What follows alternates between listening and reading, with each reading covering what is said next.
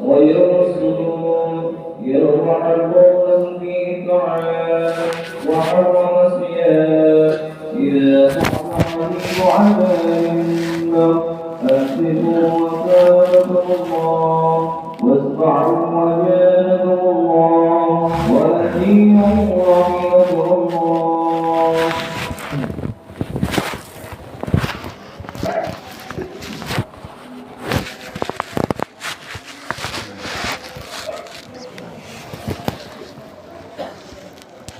Assalamualaikum warahmatullahi wabarakatuh. اللهم صل على سيدنا ومولانا محمد. اللهم صل على سيدنا ومولانا محمد. اللهم صل على سيدنا ومولانا محمد.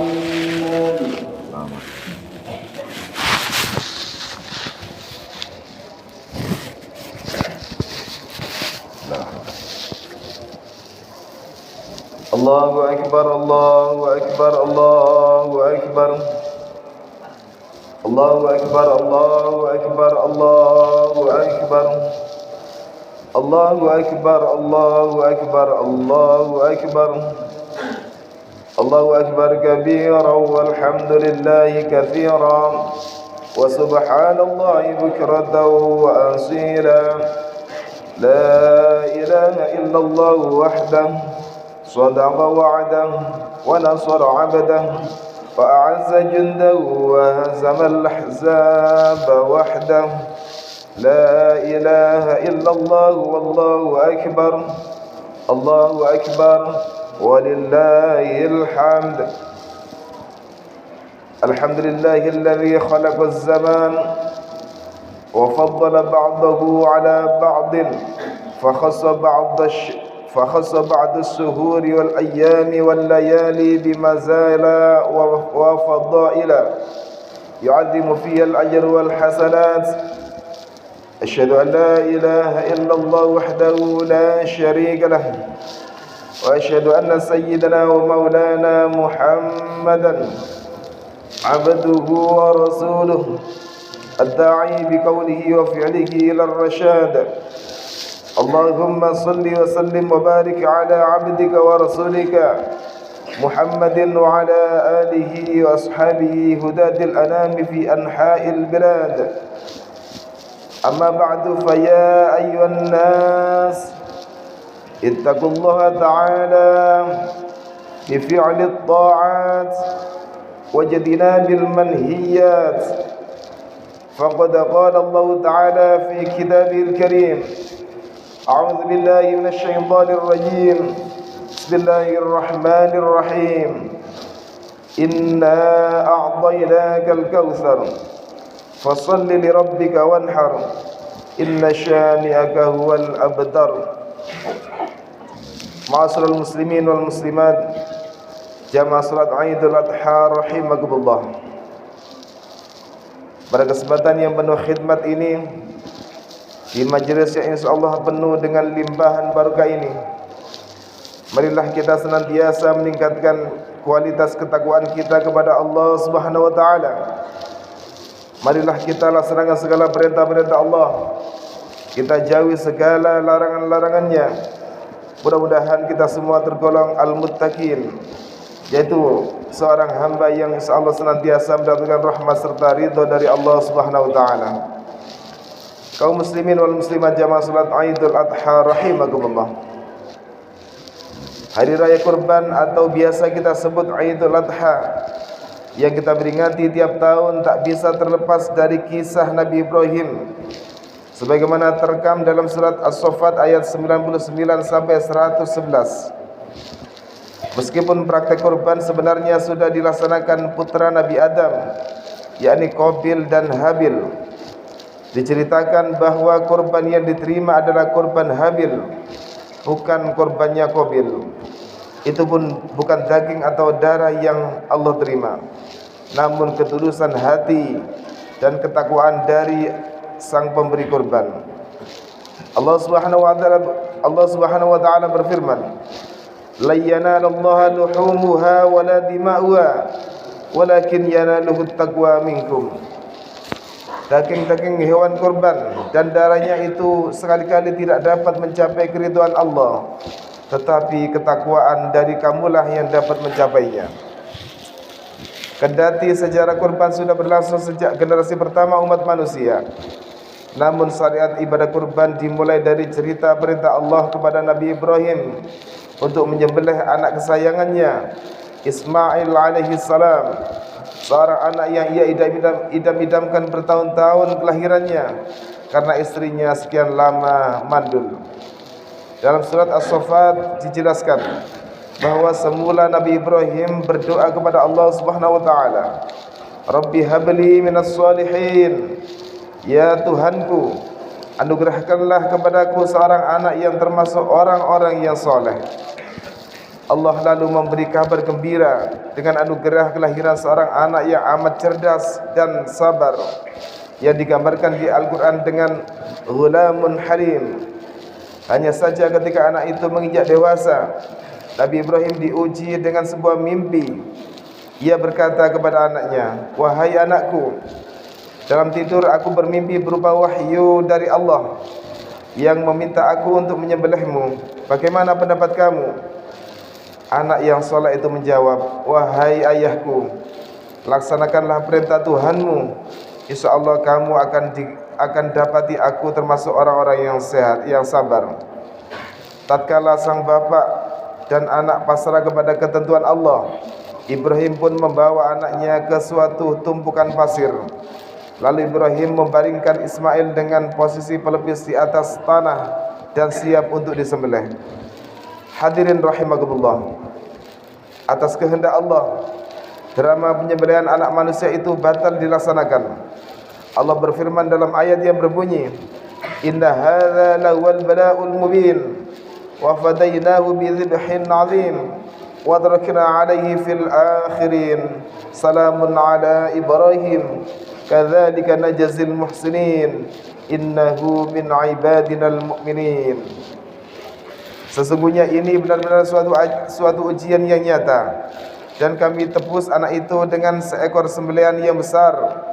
Kami abadikan untuk Ibrahim itu pujian yang baik di kalangan orang-orang yang datang kemudian, yaitu kesejahteraan dilimpahkan atas Ibrahim. Demikianlah kami memberi balasan kepada orang-orang yang berbuat baik. Sesungguhnya ia termasuk hamba-hamba kami yang beriman. Hadirin wal hadirat jamaah salat Idul Adha rahimakumullah. Ibadah kurban tahunan yang umat Islam laksanakan adalah bentuk iktibar atau pengambilan pelajaran dari kisah tersebut. Setidaknya ada 3 pesan yang bisa kita tarik dari kisah tentang Nabi Ibrahim dan Nabi Ismail serta ritual penyembelihan hewan kurban secara umum. Yang pertama, tentang totalitas kepatuhan kepada Allah Subhanahu wa taala. Nabi Ibrahim yang mendapat julukan Khalilullah atau kekasih Allah mendapat ujian berat pada saat masa bahagianya meluap-luap dengan kehadiran sang buah hati di dalam rumah tangganya. Lewat perintah menyembelih Ismail, Allah seolah hendak mengingatkan Nabi Ibrahim bahawa anak hanyalah titipan. Anak betapapun mahalnya kita menilai, tak boleh melengahkan kita bahawa hanya Allah tujuan akhir dari rasa cinta dan ketaatan. Nabi Ibrahim lolos dari ujian ini. Ia membuktikan bahawa dirinya sanggup mengarahkan egonya untuk tujuan mempertahankan nilai-nilai ilahi. Dengan penuh ketulusan, Nabi Ibrahim menapaki jalan pendekatan diri kepada Allah, sebagaimana makna kurban itu sendiri, yakni pendekatan atau taqarrub ila Allah. Sementara Nabi Ismail, meski usianya masih muda, konon beliau usianya waktu itu 13 tahun, tapi beliau mampu membuktikan diri sebagai anak berbakti dan patuh kepada perintah Tuhannya. Yang menarik, ayahnya menyampaikan perintah tersebut dengan memohon pendapatnya terlebih dahulu, dengan tutur kata yang halus tanpa ada unsur paksaan. Atas dasar kesolehan dan kesabaran yang ia miliki, ia pun memenuhi panggilan Tuhannya. Hadirin wal hadirat rahimakumullah. Lalu pelajaran kedua adalah tentang kemuliaan manusia. Dalam kisah itu, di satu sisi kita diingatkan untuk jangan menganggap mahal sesuatu bila itu untuk mempertahankan nilai-nilai ketuhanan. Namun di sisi lain, kita juga dihimbau untuk tidak meremehkan nyawa dan darah manusia. Penggantian Nabi Ismail dengan domba besar adalah pesan nyata bahawa pengorbanan dalam bentuk tubuh manusia sebagaimana yang berlangsung dalam tradisi sejumlah kelompok pada zaman dahulu adalah hal yang dilarang oleh agama. Manusia dengan manusia yang lainnya sesungguhnya adalah saudara. Mereka dilahirkan dari satu babak, yakni Nabi Adam AS. Seluruh manusia ibarat satu tubuh yang diciptakan oleh Allah dalam kemuliaan. Karena itu membunuh atau menyakiti satu manusia ibarat membunuh manusia atau menyakiti manusia secara keseluruhan. Larangan mengorbankan manusia sebetulnya penegasan kembali tentang luhurnya kemanusiaan di mata Islam dan karenanya mesti dijamin hak-haknya. Lalu pelajaran yang ketiga yang bisa kita ambil adalah tentang hakikat pengorbanan. Sedekah daging hewan kurban hanyalah simbol dari makna korban yang sejatinya sangat luas, meliputi pengorbanan dalam wujud harta benda, tenaga, pikiran, waktu dan lain sebagainya. Pengorbanan merupakan manifestasi dari kesadaran kita sebagai makhluk sosial. Bayangkan bila masing-masing manusia sekedar memenuhi ego dan kebutuhan sendiri tanpa peduli dengan kebutuhan orang lain, alangkah kacaunya kehidupan ini. Orang mesti mengorbankan sedikit waktunya, misalnya untuk mengantri dalam sebuah loket penjualan tiket, bersedia menghentikan sejenak kendaraannya saat lampu merah lalu lintas menyala, dan lain-lain sebagainya. Sebab keserakahan hanya layak dimiliki para binatang. Disinilah perlunya kita menyembelih ego kebinatangan kita untuk menggapai kedekatan atau taqarrub kepada Allah Subhanahu wa taala. Karena esensi kurban adalah solidaritas sesama dan ketulusan murni untuk mengharap keridhaan ilahi. Wallahu a'lam bishawab. Barakallahu li wa lakum fil Qur'anil azim wa nafa'ani wa iyyakum bima fihi minal ayati wadh-dhikril hakim. Wa taqabbalallahu minna wa minkum tilawatahu wa innahu was-sami'ul alim. Wa aqulu qawli hadza wastaghfirullahal azim li wa lakum innahu wal ghafurur rahim. Allahumma salli ala sayyidina Muhammad wa ala ali sayyidina Muhammad.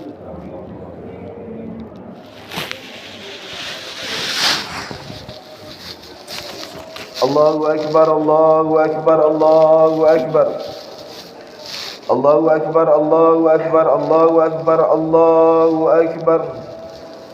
Alhamdulillahi ala ihsanih wasyukru lahu ala taufiqihi wa amtinanihi. Wa asyhadu an la ilaha illallah wahdahu la syarika lah. Wa asyhadu anna sayyidana wa maulana Muhammadan abduhu wa rasuluh ad-da'i ila ridwanih. Allahumma salli ala sayyidina Muhammad wa ala alihi wa ashabihi wa sallim tasliman katsira. Amma ba'du, fa ya ayyuhan nas ittaqullaha fima amar wantahu amma naha wa'lamu anna Allah amarakum bi amrin bada fihi bi nafsihi wa thanna bi malaikati bi qudsih wa qala ta'ala inna Allaha wa malaikatahu yusalluna 'alan nabi ya ayyuhalladzina amanu sallu 'alaihi wa sallimu taslima.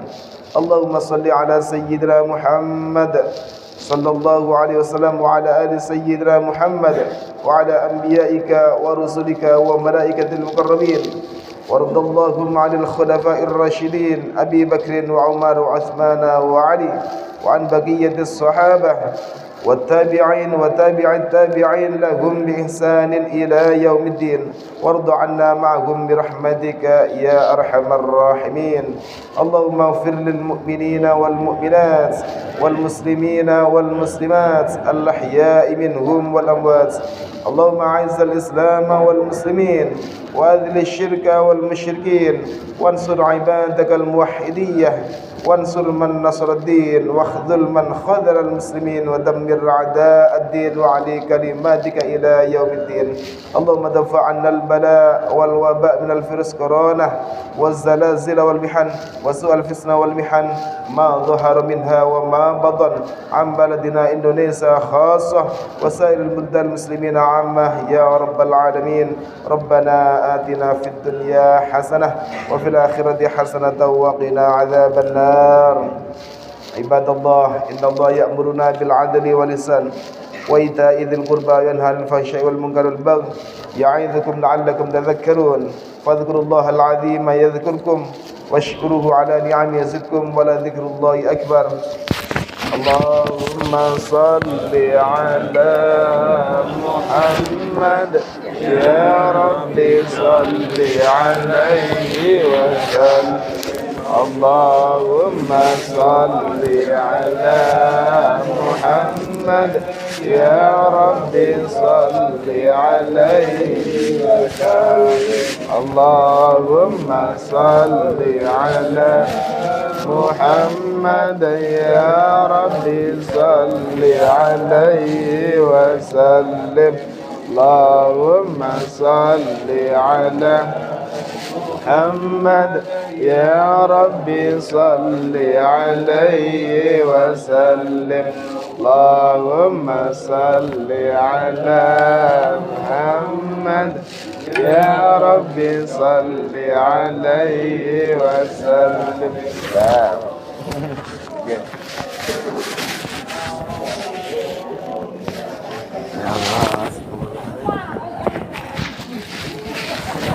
Allah.